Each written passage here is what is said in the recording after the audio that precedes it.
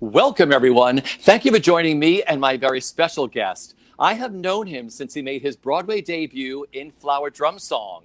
You know him from such hit musicals as Rent, Godspell, Allegiance, and most recently, Disney's Aladdin. Well, tomorrow night, Thursday, September 3rd, he kicks off his concert as part of the Radio Free Birdland series, which is produced in conjunction with Broadway World. Please say hello to my friend, Telly Leung. Hi, Richie. It's so good to see you. This is the new now, my friend, right? I mean, we're making do. We're making the best out of the situation, which I love. So, and I love your Godspell poster in the back. Well, My gosh. I have a lot of stuff. I figure I have a lot of stuff in storage, and I can't get to my storage space. But I'm like, I know Telly did Godspell, so at least I'll put something up there, I and then I'll put some of the goddesses like Angela Lansbury and of Gwen course. Verdon and Ethel. Listen, Telly. First off, how are you, and where are you, my friend? I am. We are neighbors, Yeah. Richie and I. For all those folks who don't know, so I'm actually just several blocks away from you, in Hell's Kitchen in Midtown Manhattan, and I have not really left. I've really been here. I mean, for the occasional trip to the beach to get away from the city of Manhattan for a couple days, but otherwise, I have been in my 500 square foot apartment with my husband Jimmy. We've been together for we've been together for 16 years, and we joke that during COVID, the divorce papers are ready to go. They're just missing a signature at some point because we've been sharing this space together. He works at the office at the Yeah. Smithsonian offices in New York City. So it's completely empty, but he's sort of the office manager there. So he knows that when I have something like this, if I need the apartment for a live stream something, he'll go to the office. But I know he secretly loves going to the office because he gets away from me for a little while. Otherwise, he has to deal with me singing in the living room or doing a virtual event or something while he works in the bedroom. So I mean, I'm in my tiny 500 square foot, Hell's Kitchen apartment. That's where I am. I love this. It is now our 174th day since the New York theater shut down. I mean, look at that number. Doesn't it feel like sometimes it feels like last week and then sometimes it feels like last year? I remember exactly where I was when I got the text message that Broadway was shut down. It Yeah. was supposed to be opening night of Six.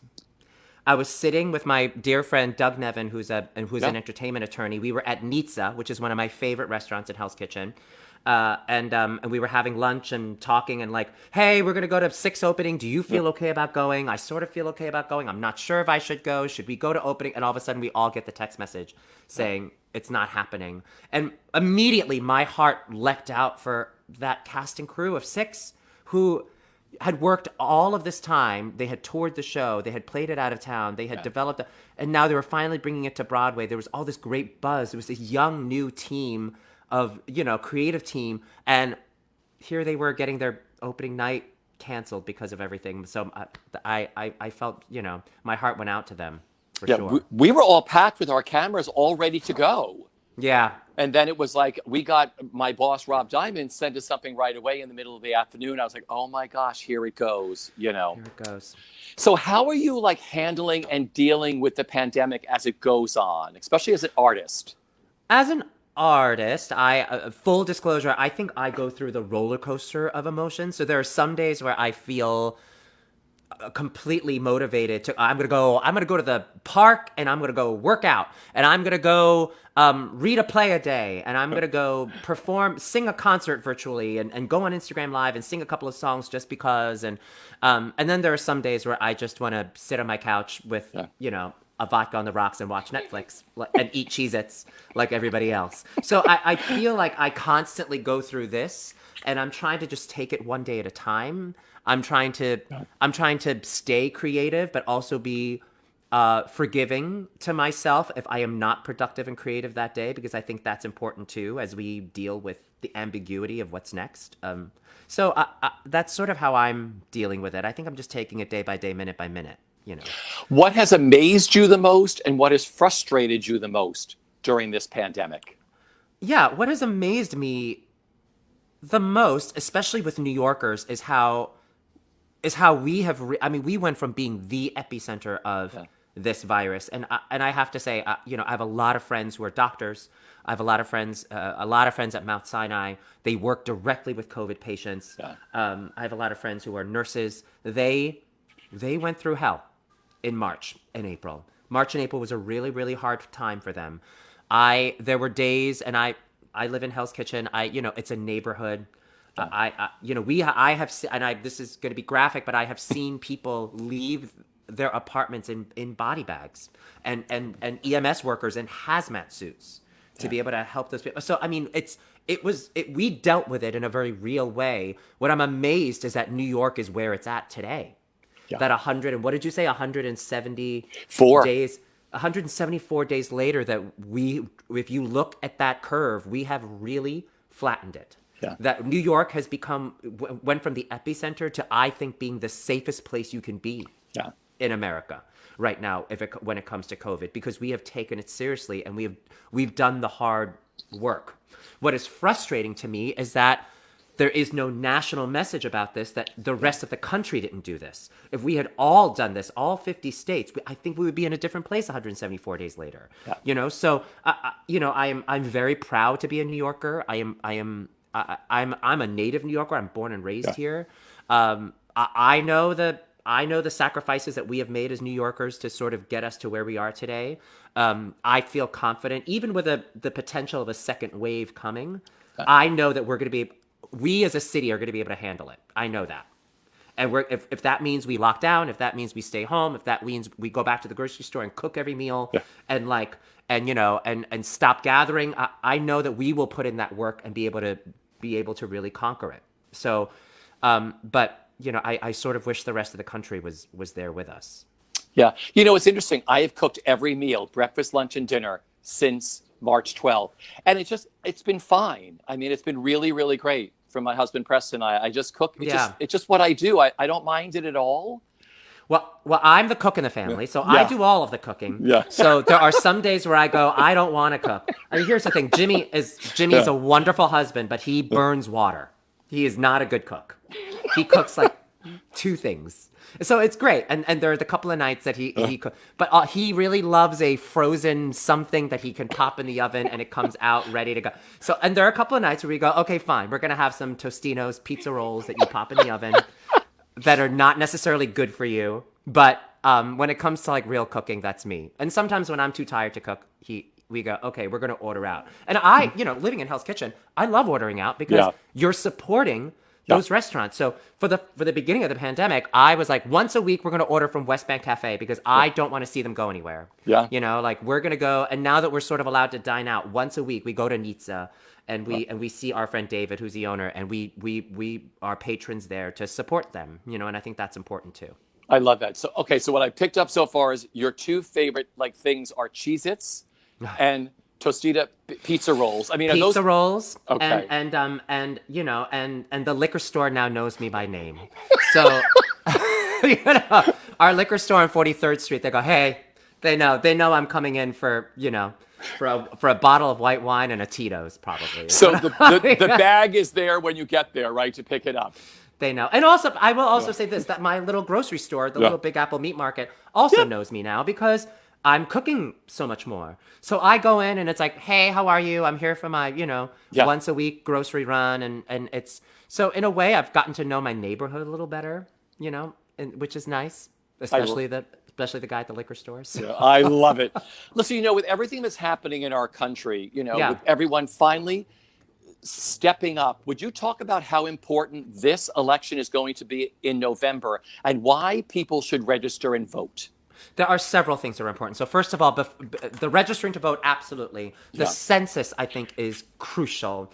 It only happens once every 10 years. You must be counted. You have to be counted. So it takes no time at all to fill out your census. And they've done everything possible. If you don't fill out your census, somebody knocks on your door to make sure that you get counted. And that is how funds federally get allocated. So especially for me as an Asian American, our population is growing. Not only is our population growing, we are getting louder.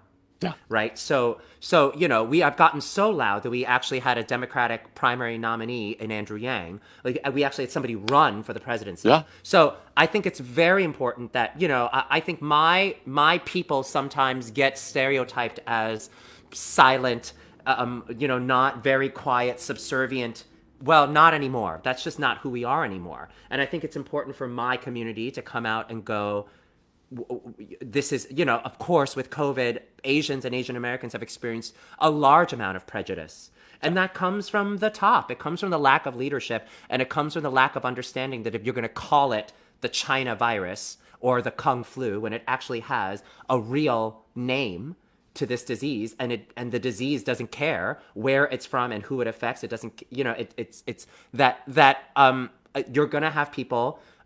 You're going to have people react in a hateful way towards Asians and Asian Americans. That is not the kind of leadership we need.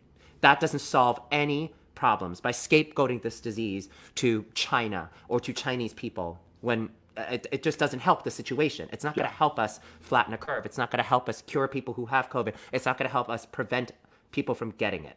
It's not a solution. And I think this November, it's time to vote for the people that are actually going to have practical solutions. And it's also time to vote for empathetic leaders. Yeah. It's time to vote for people that are just good human beings. Yeah. And so, and to me, this November, it's a clear decision when you're going to talk about who we're going to vote for that are empathetic people. I always say this, that, of course, it's important to celebrate our essential workers, the post people that bring our mail, the grocery workers that risk their lives every day to give us to sell us our groceries and stock the shelves, are, of course, the people that work in our hospitals. Artists are essential. At the end of the day, theater and artists, especially actors, are essential because it is us that reminds people of our humanity and our responsibility to one another. We are the storytellers that are able to do that, to touch people, to change minds, to change hearts. So, I always say, please, essential workers, we are also essential. If you can imagine one day of the 174 days without Netflix, without reading a book, without listening to music, you can't do it. And that's from us. So, I hope that also whoever we elect as leaders also understand that empathy is important, that artists are important, that I'm hoping that there is some federal aid coming our way to the artistic community, especially the Broadway industry that is a $4+ billion industry in New York, let alone the performing arts centers around the country that is supporting those regional theaters and regional performing arts centers that are supporting restaurants, parking lots, hotels, tourisms in those countries. Well, in New York too, it's a $4+ billion industry, and I'm hoping with a Biden-Harris White House that we are able to really, really address those things in a real way. Like really problem solve. I think it's a clear decision. Beautifully put. And I'm willing to do whatever. I'm willing to do whatever it is to help that happen. I think it's an interesting time where Broadway singers like me, we are not singing on Broadway stages, but it doesn't mean that our voices aren't capable of singing for another purpose. Yeah. So I'm ready to belt my brains out for Biden-Harris. I'm ready to Broadway belt all the way to November 3rd, That's great. Thank you for that, Telly. That was really great. Beautifully put. Well, Birdland, in association with Broadway World, is presenting Radio Free Birdland, the brand new pay-per-view concert series featuring exciting Broadway, jazz, and cabaret performers. Each show is filmed with 3 cameras, state-of-the-art sound and lighting, socially distanced musicians, and no audience. A new show runs every Tuesday and Thursday at 7 p.m. And your concert kicks off tomorrow night, Thursday, September 3rd at 7 p.m. Telly, how excited are you? I'm thrilled about it. I'm thrilled to be part of. First of all, I was thrilled to get to sing again with my musicians. So on this particular concert, my music director was with me. Gary Adler, the amazing Gary Adler, who was the music director of Avenue Q. He conducted the Radio City Christmas Spectacular. He also co-wrote Altar Boys. And his partner, who plays viola, was a violist on Cinderella on Broadway, has played the Les Mis tour. So I was allowed to have an extra musician up there because they're from the same quarantine pod. because they're Love together. it. So I said, originally they said, oh, we're only try to only do just piano Yeah. because we don't want too many musicians on stage. We want it to be as safe as possible. I said, wait, but my violist is in the same quarantine pod. It's gonna be okay. It's actually just one more person. And so first of all, it was thrilling to get to sing again, even though we didn't have an audience, which at first is strange, but I really crafted a show where I spoke directly to the people at home. So I would go, okay, which camera is the camera Yeah. that I get to talk to that person at home and just sing to them. In some ways, cabaret is such an intimate experience. We've made it even more intimate because now I am in your home, I'm talking and singing right to you, and you can be wearing pajamas and eating Cheez-Its if you want. So for me, it's been great, and also I think it's an exploration in a new medium.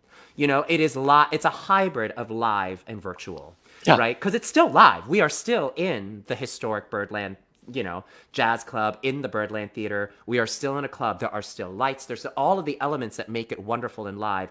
There's still a beautiful Yamaha piano that's been tuned, live musicians, but now we're just bringing that experience in a very intimate way to your home. And I tried to craft my show that way as well. I think it's impossible for any cabaret artist to do a show right now and not address sort of what's happening in 2020. So I just tried to create a show that just laid it all out there and sort of addressed sort of where I am emotionally, where I think you are emotionally, and to make everyone at home feel like they're not going through this by themselves, and that you can go through it with humor and music and art, and it's going to make this time pass a little quicker if we all sort of do that together. So I'm really excited for people to see it, and it was really fun to work on. So, what are some of the songs you chose? The composers, the shows? Like, what can Yeah. fans expect? Well, I bookended the show with some Liza Minnelli because she's terrific, and I also found that I had the comfort foods of Yeah. Cheez-Its, and and I ate a lot of Chinese. I ate a lot of rice during this time. I drank a lot of Tito's vodka, but I also found show tunes to be very comforting during this time. So Me too. sometimes Jimmy and I would just leave on a cast recording or like put on some Liza, and we Yeah. would just feel better about our day, especially when we're missing Broadway. We just like put Broadway things on, so just to feel like we're still connected to that while Broadway is shut down. I also wanted to feature some original music that Gary wrote during this quarantine. We worked on an EP together, so we released 5 songs. It started off with one song. Gary wrote a song called "You Matter." Yeah. And he was like, listen, I wrote this song. I was feeling a little blue during the quarantine. He's like, it's better.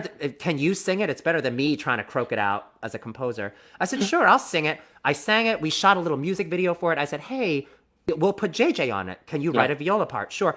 I've in the quarantine, I've sort of picked up other skills. So I picked up video editing skills and music sound engineer skills because I'm doing a lot of virtual things. So I said, I'll edit a video that goes along with it. We posted the video on Facebook and it got like 12,000 views in a day, right? Just for our friends and family. Yeah. And it continues to get views. And we said, you know what? We did this whole thing without seeing each other in May. Why don't we try to record 4 more songs this way and make it a fundraiser for Broadway Cares Equity Fights AIDS? So we also did that, and you can continue to go on Spotify, go on iTunes, download the 5 songs on You Matter, and it continues to support Broadway Cares and all the stuff that they do, especially with COVID-19 relief. So I encourage all the people to do that, but I sing You Matter on there. I sing Proud of Your Boy from Aladdin. I visit some tunes that I did on Broadway, because I miss Broadway. Also, that song, it's Aladdin's song to his mom. Yeah. I found myself missing my parents a lot during this quarantine because they're 70 plus, and I'm nervous to see them. I mean, they've driven by they live in Brooklyn. They don't live far away. They'll drive by and drop off things from Costco. We'll give each other the elbow. We'll wear masks, but I miss them, I find, and FaceTime just isn't the same. I find that I FaceTime them more, but it's different than seeing them in person. I revisit a song from Allegiance. I sing which I rarely revisit songs from Allegiance because I think they're so attached to that show, and it's difficult to take them out of context. But I sing "What Makes a Man" from Allegiance because I make it as a rallying cry for people to vote. In the song, what makes a man is his dignity when he stands for what is right. There are lyrics in there that I want people to think about when they head to the polls in November. You know, when they decide what kind of man they want leading our country and representing us around the world. So I thought that those lyrics resonated differently in this time. I've found that songs resonate differently now. You know, I sit at the piano and I've had to learn how to be a better pianist.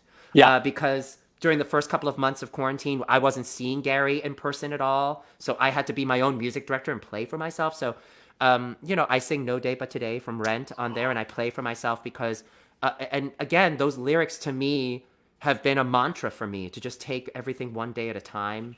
That song has been helpful for me to sing. It feeds my soul and makes me feel a little better. That I hope that in playing it and singing it for the audience at home, that they feel a little better hearing it and that they're reminded to just slow down and take it a day at a time. So those are kind of the songs that I try to pick music that addressed this moment, you know? I can't wait. You know, it's funny when you talked about how you filmed this. You know, people like Frank Sinatra and Dean Martin and Jack Jones used to film segments for TV specials the same way with no audience. But they presented it to the audience through the camera. So I'm so excited about your concert tomorrow night. So everybody, well, again, tomorrow night, Thursday, September 3rd at 7 p.m., Telly Leung will be in concert as part of the Radio Free Birdland series. The concert will also feature a special chat with Telly, and the concert will then be available on demand for 30 days at Broadway World Events, where tickets are now on sale, and it's only $20. I know where I'm going to be tomorrow night. $20. You know, that's the other thing. It's like what I love about what Birdland has done. First of all, they've done, you know, everybody's talking about the positive pivot. How can you make a positive pivot, change what it is that you do? They've found a remarkable way to do that. And B, it's $20 and people from all over the world can watch it now. I do a lot of work in Asia and in Japan.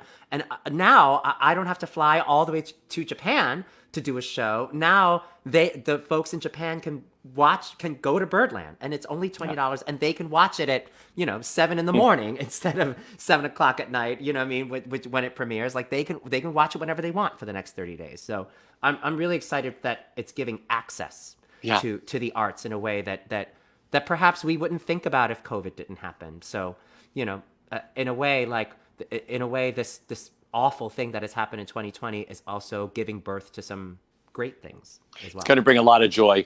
I want to go back to the beginning. Growing up, where did your love for theater begin, and how did Into the Woods play into this? Oh my gosh. Well, so I grew up in a very traditional Chinese home. I sort of had tiger parents. And my mom and dad, they had aspirations for me to study hard, get good grades, go to Harvard and become a doctor, right? Yep. And marry a nice Chinese girl and give them lots of Chinese babies. None of those things ended up happening for me. But because they were so hard on me academically when I was a little kid, they wouldn't let me watch cartoons after school. They said I could only watch them Saturday when there was no school. I could watch cartoons. But during the weekdays, if I finished my homework, I could watch educational TV on PBS. So I watched a lot of Sesame Street, 3-2-1 Contact, Square One, a lot of nature shows. Yeah. But also, because it was PBS, I got to watch great performances. And they would show Into the Woods. They showed the original Broadway cast of Into the Woods, filmed live at the Martin Beck Theater, which is now the Al Hirschfeld Theater. And it blew my mind. I felt like I had found, like, God.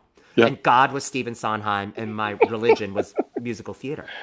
So, and I mean, that original cast, there's nothing like it. So it sort of began my curiosity. I was like, wait a minute, these are all fairy tale characters I know, but they're singing these songs. And I would like, it actually ran during a PBS fundraising drive. Yeah. You know how they would put that on repeat and then so I popped in my VHS tape.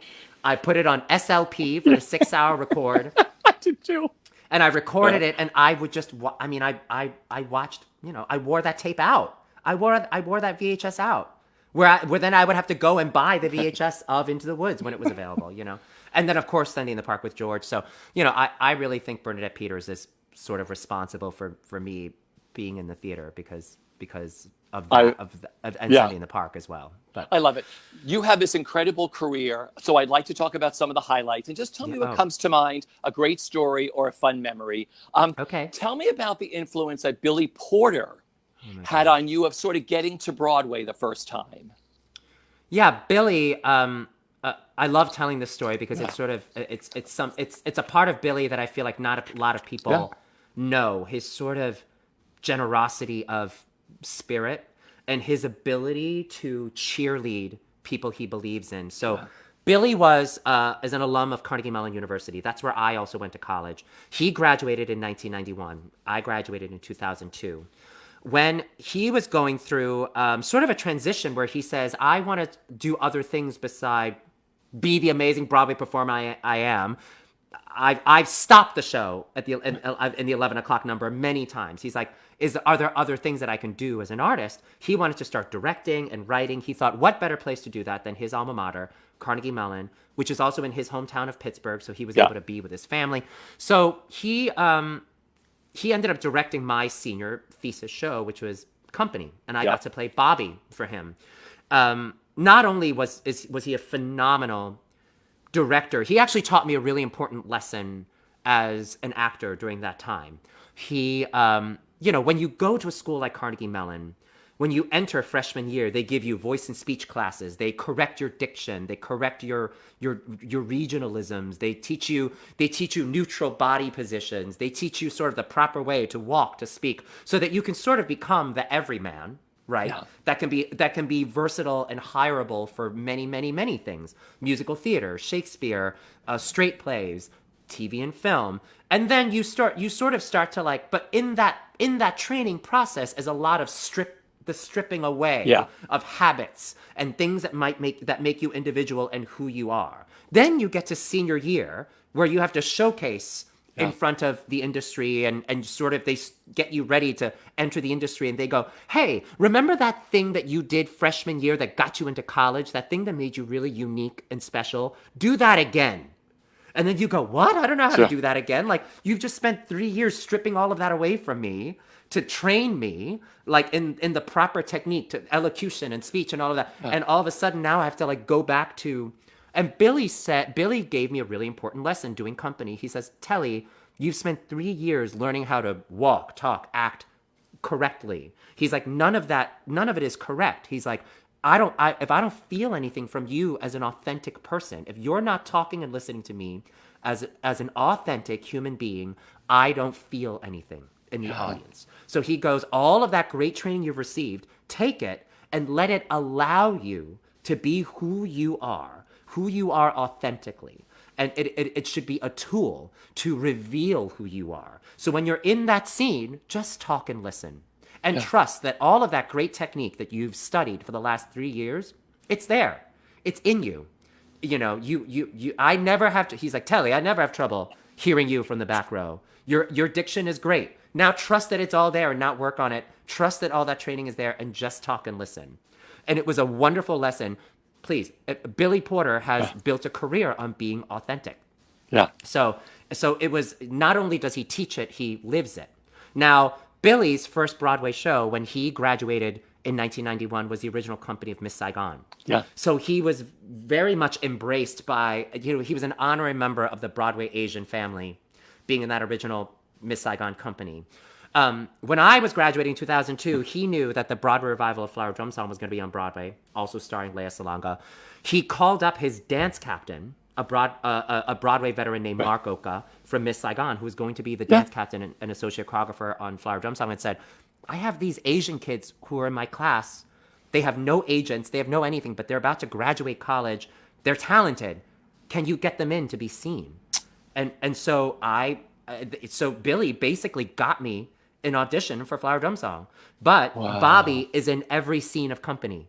So he was like, and we were teching the show at the time. He's like, you can't miss tech because you're in every scene. So he's like, I did tech till midnight. I got on a Greyhound bus at midnight, got to New York, got to Port Authority at 9 o'clock in the morning, splashed some water in my face, went to Ripley Greer, and I was at my first Broadway dance audition. Jazz combination, cuts. Ballet combination, cuts. Then they had me read sides. They had me sing song. Then I saw Mark Oka whisper to Bobby Longbottom, "Hey, this is Billy Porter's student from," and he goes, "Oh, you're doing company." They go, "Can you sing Being Alive?" So I sang Being Alive at my first Broadway audition. Yeah. The song I sang the night before in Tech 12 hours ago, I was singing it again. And then I took the Greyhound bus back to Pittsburgh. And I said to Billy, I said, "Listen, as a ensemble member, if I get this show, Yeah. I know I only get like 30 words in my playbill, but just know that if I get it, thank you, Billy Porter," are like the last four out of 30 words will be that. And so if you look at my first Broadway playbill, it's Yeah. like, "Thanks, Mom. Thanks, Dad. Thank you, Carnegie Mellon." Then it goes, "Thank you, Billy Porter." I'm like the last four words, because he's been a cheerleader and a champion for so many people Yeah. that have been his students. If you ask Leslie Odom, if you ask Griffin Matthews, if you ask Patina Miller, they'll all say the same thing. If you ask Michael McElroy, if you ask people that he has often stuck his neck out and championed and cheerleaded people, and because he has believed in them, sometimes more so than I believed in myself. And I think as a teacher and as a director, he was wise. He saw something in me that I didn't even see it when I was 21 at the time. Yeah. So So and he's let's continued. yeah. He's continued to be a mentor. I remember I was out of town working on Allegiance, and I was having a really hard time with the score the way it was in San Diego. I picked up the phone and I called Billy. Billy at the time was workshopping Kinky Boots. So he was able to share with me things that he was doing. He was able to mentor me through it still. Many years later, almost 10 years later, was still a mentor and a resource to me. And so when I remember when he won that Tony Award and I watched it on television, I remember jumping out of screaming at my television in my tiny apartment. And because I know there's nobody that deserves that more, and it's not just for the performance. He deserves it for the kind of person and the kind of leader he is in our community. It's all the other stuff that people don't see. So you made your Broadway debut. What do you remember about opening night, A Flower Drum Song? Is it a blur? What was that night like for you? I remember the Gypsy Robe ceremony. Yeah. When it used to be called the Gypsy Robe. Yes. I remember I didn't know what a Broadway opening was, that it was like Christmas. Oh, yeah. I mean, I got to my station that night just expecting to do the show, knowing my friends and family were there, knowing that we had an opening night that night. I didn't expect it to be like there were gifts upon gifts upon gifts, at the table. And I had no idea.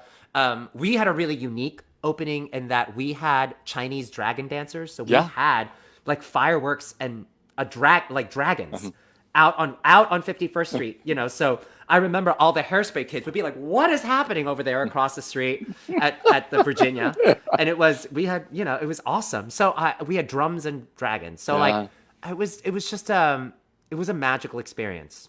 And I think I wish that there was a camera on us to capture that. And so when I did a Godspell video blog, and I remembered I was the one in charge of doing the blog, and I said, "Oh, I'm going to have my camcorder at the time to capture all of those kids and their Broadway debuts.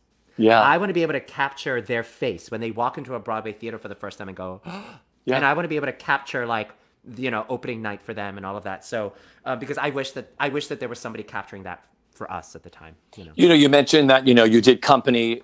You got to do Stephen Sondheim's Pacific Overtures in that beautiful Roundabout Theater Company production of the show. What made that show so special? And do you remember the first time you had to sing for Stephen Sondheim? I did. So the first time I sang for Stephen Sondheim was at my final callback. Oh. So I had several auditions for Pacific Overtures. The first one that really made me nervous was for Paul Gimignani. Yeah. Right? Knowing who Paul Gimignani is, knowing his history with Sondheim. And I said, you know what? They said, sing a Sondheim song. I was like, well, I'm gonna dust off that Being Alive again. I'll sing Being Alive. And I remembered, and thank God for Paul. He actually broke the ice. So I sang the song, and he goes, "Oh, you sing really well." He's like, "That's great." He's like, "I'm gonna give you a little tip on the song." He's like, be mezzo piano and just play the text all the way through the bridge until you get to that final chorus. Then really let it rip. Don't even worry about anything above a mezzo piano, or just play the text until you get to that last chorus. Wow. And I was like, oh my gosh. I was like, thank you. I just got a coaching from, I was like, did I just get a free coaching from Paul Gemignani is what I said to him before I left. I was like, thank you for that. He's like, the bill's in the mail. You're going to get a bill for that in the mail. And he sort of broke the ice in a wonderful way. And I sort of, that's how he always was through that process. And then I had to sing "There Is No Other Way" for my final callback for Steve Sondheim. I had to sing "Someone in a Tree," and I had to sing "There Is No Other Way." And "There Is No Other Way" is like, it's all these long phrases. It's like, the bird sings, the wind. It's all these long phrases. So here I am singing, trying to find the most beautiful way to sing this. The bird sings, and then Steve, he stops me in the middle of, and I go, and I'm freaking out because I go, oh my gosh. And he goes, that's good. I've heard enough. You sound great. I've heard enough. You sound gorgeous. It's great. He just was like, and then I realized, I was like, oh, right. Stephen Sondheim. He was in his 70s at the time. Yeah. I was like, oh, he knows. He knows in like 5 notes. He knows when you open your mouth, whether or not. He's done this for so long.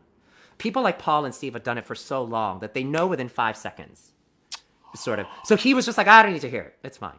You know? And so I've always said, I said, gosh, Stephen Sondheim, like gorgeous Stephen Sondheim is going to be on the top of my resume. Just like, that's it. Like, I actually don't need to put anything else on the resume. Just like Stephen Sondheim says, I sing well. Great.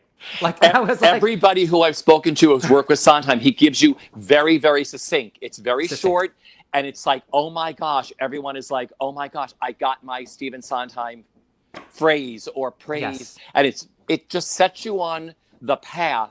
Especially if you don't understand something in a song, he'll just say something very, very small. Because Ron Raines told me this story when he was doing Follies of Bernadette. He walked off stage during Tech and he said to Bernadette, I don't really understand this part. What do you think? And she goes, don't talk to me. Talk to Steve. He'll tell, he'll tell you. And Steve told Ron Raines like 3 words. And said it, and it clicked. It's interesting. Pacific Overtures was magical for you, wasn't it? It was pure magic. I mean, getting to sing Someone in a Tree, I think it is one of the most interesting and fascinating, moments in the theater. To be able to dissect a moment the way Steve Sondheim and John Weidman did, of going, we're going to look at this from all these different points of view. We're going to play with time and space and the way we recount history. I mean, I always say it was the precursor to Hamilton's, Room Where It Happens. Like, had it not been for Someone in a Tree, there wouldn't be a Room Where It Happens. That, would there have been an if then? Like, would we have played with time and space in that way? So like it's they were so ahead of its time, and also knowing that it was one of Sondheim's favorite songs that he's ever written. There's immense pressure. He had very specific notes about our director had certain moments where he wanted the boy to be full of joy and laughing, and he was like, you can laugh here, you can't laugh here. He was like, because he's like, it's distracting from this. So he had very specific things, and it's interesting. Steve was there a lot during rehearsals, and oftentimes he would be in rehearsals with like the New York Times. Oh yeah. But sometimes you were like, is he paying attention? Oh he yeah. Is. Because whenever he heard something that was just a little off, he would be reading the Times, and he would go, hey, Paul, the clarinet, that should be an A natural instead of an A sharp there. Oh yeah. Like he heard it. He heard everything. So it was sort of remarkable and it was also special because it was the show that I met my husband on. So Jimmy's I met Jimmy through that show because his best friend is a wonderful lighting designer named Ann McMills, who was the associate to Brian McDevitt, who was our lighting designer on that show. And so Jimmy had seen some press photo of the cast of Pacific Overtures and said, hey, who's that guy? Yeah. He's cute. Is he nice? Ann goes, I don't know. I light the show. I barely talk to the actors. And Jimmy goes, well, don't you have like designer run-throughs coming up? And he was like, yes. So during a designer run-through, we ran through Act 1.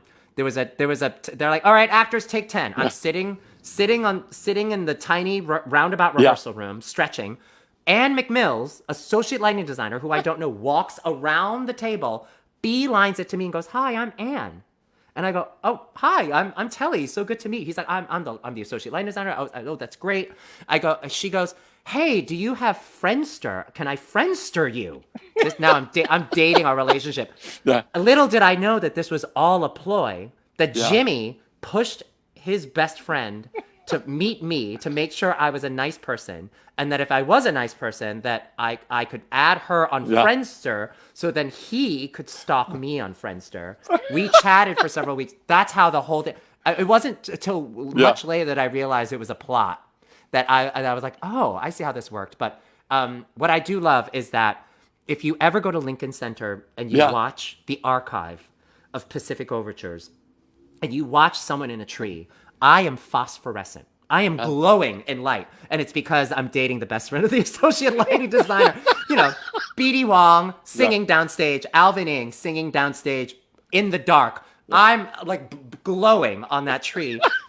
And I credit it to the fact that I was dating the best friend of the lighting department, so it helps. I love that. You then went to Chicago to play Bach in the Chicago company of that phenomenon known as Wicked.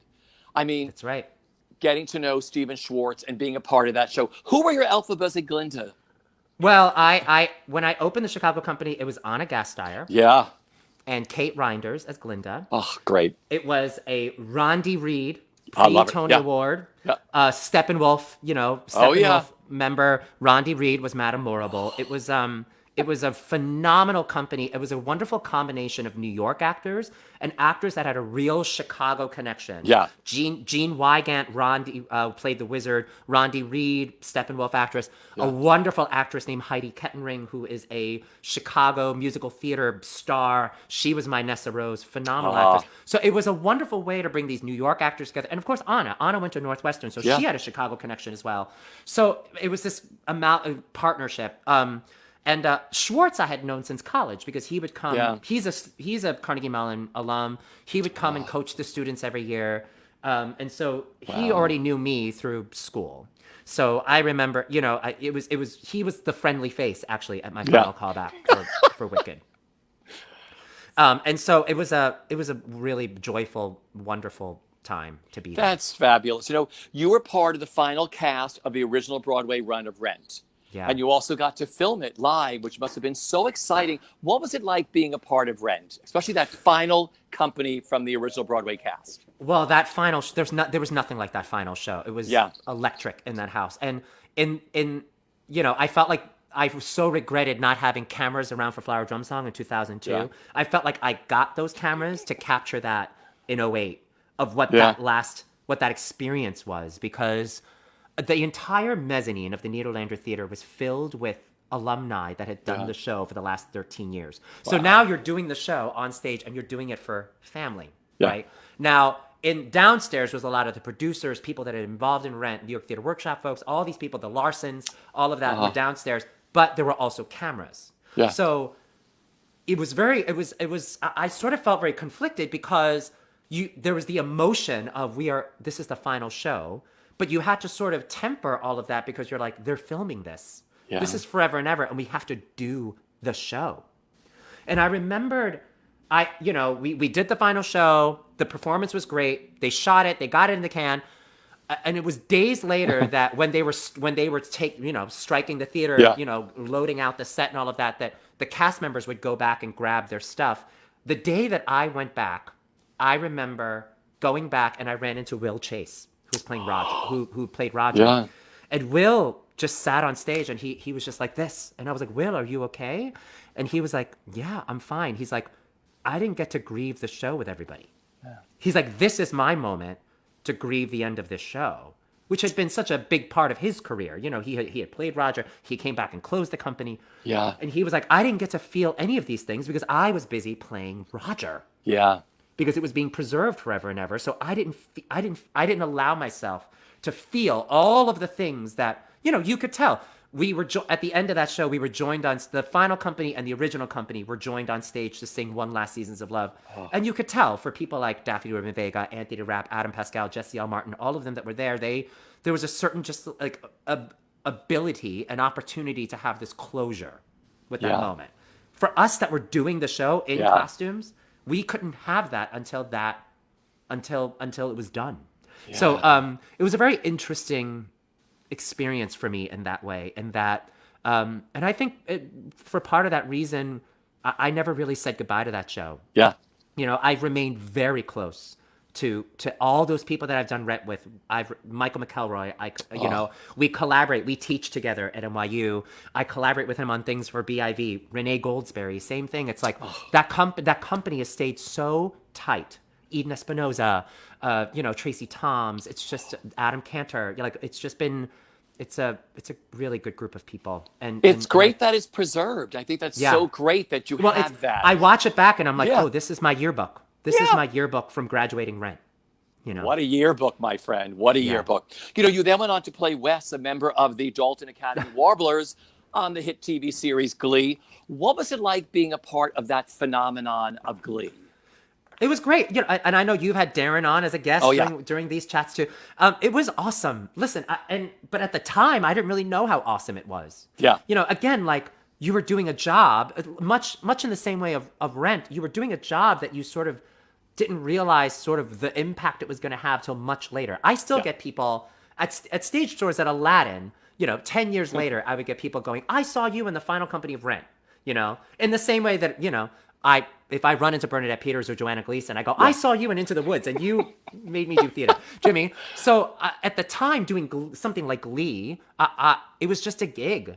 And frankly, they said, "Oh, it's going to be 2 or 3 episodes. They're going to introduce this all boys singing group, and then eventually Darren's character is going to transfer schools, and we'll be done." Well, I thought, great. It's just going to be a couple of episodes, and we'll be done. The fans loved this all boys a cappella group so much that then you could feel the writers start to scramble and write more for us to do. So every time as a recurring guest star or a recurring co-star on that show, I would go, "All right, guys, well, I don't know if we're going to do another one of these, but see you later, boys. I'm going to fly back to New York now." And be like, "Okay, maybe we'll see each other. Keep in touch on Facebook." Okay. And all of a sudden, I would get a call out of the blue that goes, "Hey, they wrote you guys in the next episode. Can you come back?" Okay. I jump on a plane. I fly back to LA. I'd shoot another one and go, "Well, okay, this might be the last one. See you guys later." Like every time. We just didn't know where the writers were going to take it. That's part of like the excitement of television, is that they're writing on the spot as they go, depending on what the fans react to, depending on what sort of the actors are investing into it. So I don't think I really understood the magnitude of it until I remember we had shot the Teenage Dream episode, and I was like, "Oh, this is so cool." They had called us back for another episode where I remember we were shooting like regionals or something, where we were competing against New Directions.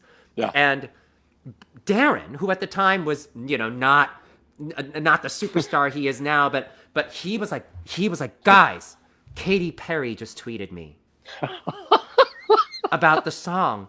And we were like, "What? Katy Perry tweeted you?" Like, it was such a huge thing for him. And now, of course, I'm sure he has Katy Perry on speed dial, but like, do you know what I mean? But like, it's just, but at the time, what was so wonderful was I got to watch Darren become a star on that. And it was such I felt so much joy for him and pride for him. It was great. It was a wonderful experience. It was a really wonderful roller coaster ride. And those boys have remained close. We've all sort of kept in touch and remained close as well. I think again, because there was no closure to the experience. Like, it was just a weird, like, maybe I'll see you again on the next episode, I told you these hours travel by really fast. We still have more to cover. We have a few more minutes. Oh my gosh. I want to ask you about Godspell. You were part of that incredible revival. What was it like being a part of that? And of course, working with Stephen Schwartz again. I loved, that company. What a unique company. And our director, Danny Goldstein. Sure. And Stephen Schwartz were very adamant on doing the show in the spirit of how it was created. When it was just a thesis project that Tablac did at Carnegie Mellon. And it was a bunch of his friends who were actors in the program. And the whole thing was improv based. So all they had were these parables in the Bible. And it was just about making it accessible to as many people as possible and keeping it entertaining. So whatever that took. If you played instruments, great. If you did impressions, great. If you did slapstick, great. And so we really felt like we were creating a Godspell for this generation based on our skills, what we brought to the table. And I thought Stephen Schwartz and Danny Goldstein really assembled and Chris Gattelli assembled an incredible group of actors that all had very unique skills and a unique way of storytelling, but could all work together in an ensemble. Being in a company like that, I developed such a sense of trust and a bond with that group that I rarely experience. And it's different than any other ensemble show I've done. In Transit is a show that's written, right? Yeah. Like Rent is a show that's already created. We were creating with each other. So I had to have not just a sense of trust of performing with each other on stage, but the sense of trust in the improv and the creation of it, and going whoever has the best joke wins. Attitude. So it was, and to this day, I still feel a sense of safety with that group and a sense of trust with that group. And I also know that they won't BS me. That if something isn't good or isn't funny, I can trust Lindsay Mendez or George Salazar or Nick Blameyer or Julia Madison to tell me, or Hunter Parrish to tell me the real deal. They'll give it to me straight. What a dynamite company. I had Leia Salonga on about a month ago, and I know she adores you, my friend. We talked about the life-changing musical of Allegiance, what that meant to her to be a part of it. What did it mean to you, Telly? How special was Allegiance to you and life-changing? I think it was special in that, I got to work with Leia that closely. So Leia was always, during Flower Drum Song, she sort of assumed there were so many Asian actors that made their debut on that show. Yeah. And she was the Tony Award-winning star who had already won a Tony for Miss Saigon, who had already been the voice of Mulan and Jasmine, and she was a star, right? She took all of us under her wing in the best way, especially us ensemble kids.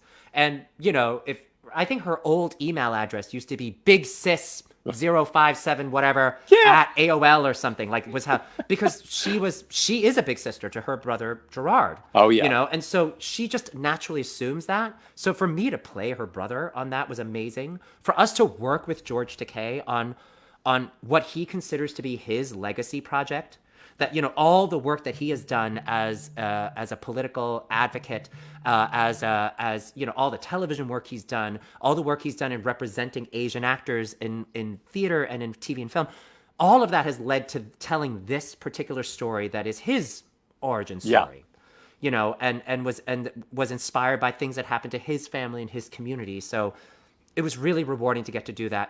I remember when we were doing the show, and I pulled Leia aside at some point and I said, Leia, we are doing a musical about the Japanese American internment. It's not the most commercial of topics. This isn't, a movie turned musical with a fan base that exists. This isn't a jukebox musical where people are going to come and want to hear familiar songs. I said, we are not immediately what tourists are going to want to see. I said, we might run 4 minutes. We might run 4 months. We might run 4 years. Who knows? But I just want to make sure that this experience, now that I'm in a position to be a big brother for all of these other Asian actors who are now making their debut on that show, I want to make sure I assume that position and I am a big brother to these people, and that I make this experience as positive as it was when you made it for us. It was glorious. The whole thing was glorious. Everything about that show. Because I spoke to all of you a lot during that. I mean, those meet and greets were so special. And I was there from the very beginning. I remember going to a black box presentation with a huge orchestra and all of you. And the show was like 4 hours. And it was brilliant though, Telly. Absolutely brilliant. Well, thank you. It was, developing, that was also my first time developing a show for 6 years and originating a role and working so closely with a team of writers and authors and directors and a creative team in a way where we were all crafting the show together. In a lot of ways, I felt like that Godspell training of having an improv-based Broadway show and knowing what sort of works in front of an audience and didn't put me in a position to create on my feet that way, to sort of create a character, create something from scratch. So I was already in that headspace from Godspell, which I thought was good training. To then go, all right, this character doesn't exist. The possibilities are endless. How are we going to tell this story that's going to affect, the most amount of people and impact the most amount of people. Well, you did a beautiful job. In Thank you. Transit, I have to mention that because that was one of my favorite musicals. It was such a feel-good New York musical with an incredible cast written by an incredible team of creators on that. I mean, how much fun was it doing that show for you? I know it's Well, very hard. hard. I mean, talk about a show that, talk about musicals taking a long time to get there. So Yeah. those 4 writers on that show were all in an a cappella group. Yeah. And they were singing, a cappella covers of like Madonna songs and Sting songs. So then 9/11 happens. Yeah. And they sort of found comfort and solace in each other as they sort of dealt through what the world was post 9/11. And they said, why are we singing all these covers of Madonna songs? Why? Yeah. We should write a love letter to New York, celebrate the city that we love, do it all a cappella. And it's, In Transit on Broadway started as an evening of songs at the Duplex. Yeah. And then it became a Broadway show. So to know that I was a part of that sort of legacy and to know that to be a part of that labor of love was really special. I've always wanted to work with Kathleen Marshall. So, like getting to work with Kathleen was amazing. As a native New Yorker, that show resonated to me because it was a love letter to New York. And to be a part of something that had never been done before. Let's do an a cappella musical on Broadway. So bringing someone like Deke Sharon, who is the, when you think of, if there's a godfather a cappella, it is Deke, right? Yeah. Like he is Yeah. an executive producer on The Sing Off. He's a producer on Pitch Perfect. He did a lot of the arrangements that were on Glee, a lot of the arrangements from the Tufts Beelzebub, all of, like, in the world of a cappella, he is sort of the, he's the godfather. So to get to work with him was really incredible too. Absolutely And, sensational. and my scene part, oh my God. And you couldn't ask for a better scene partner in Justin Guarini. Like, Oh, yeah. You know, Dynamite fall in love cast. with Justin every night. Totally. Well, for our final few minutes, the last time you were on Broadway was, of course, in Disney's smash hit musical Aladdin. How magical was it taking on that role of Aladdin and just meeting the fans? You had some incredible fan moments of how touching your performance and what that show meant to fans. Tell me about that. Well, first of all, that show is every show has their unique challenge, right? Like Allegiance was such an emotional challenge. In Transit was such a vocal challenge. Aladdin is like a workout. That is a hit workout from beginning to end. I remember when I first got the show, I remember saying something to Adam Jacobs being like, you created a beast of a role, my friend, for anybody to try to do. I was like, I'm going to be in really good shape doing this show for sure. But it was such a blast to do. Listen, you're playing a role that is so iconic and is so in the hearts of generations of Disney fans. Yeah. And to get to do that live on stage every night was an honor and also a bit daunting because people have such a special place in their heart for it. For me, I just tried to play that character as truthfully as I could and do justice to it. And